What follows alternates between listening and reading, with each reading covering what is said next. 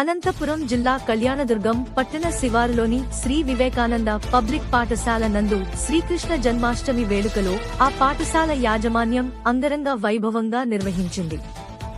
శ్రీకృష్ణ జన్మాష్టమి సందర్భంగా పాఠశాలలో ప్రత్యేక పూజలు నిర్వహించి విద్యార్థుల వివిధ రకాల వేషధారణలు పలువురిని అలరింపజేశాయి.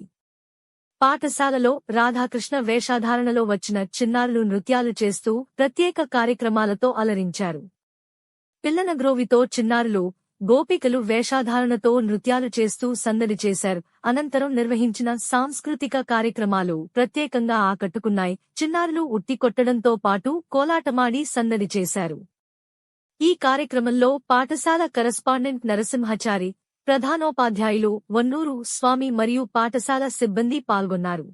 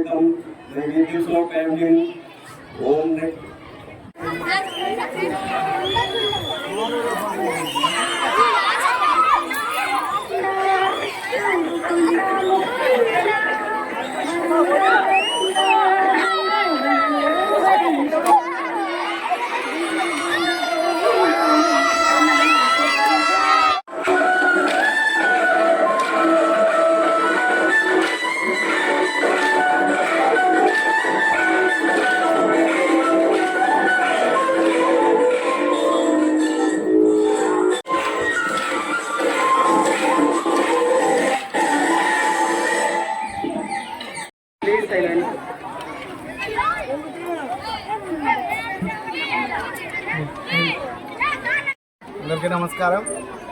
మరి ఈరోజు మన అందరికీ తెలిసిందే రోజే మరి శ్రీకృష్ణాష్టమి యొక్క ప్రత్యేకతని పిల్లలకి అందరికీ కూడా మత సాంప్రదాయాల్ని, తెలుగు సాంప్రదాయాల్ని అందరినీ గుర్తించే ఉండే విధంగా ప్రతి ఒక్కరూ తెలుసుకోవాలనే ఆలోచనతో మా పిల్లలతో అందరూ కూడా చాలా ఉత్సాహంగా కృష్ణుని వేషం అయితే ఏమి, తర్వాత గోపికలు అయితే ఏమి, రాధాలు అయితే ఏమి చాలా చక్కగా రెడీ అయ్యి వచ్చారు.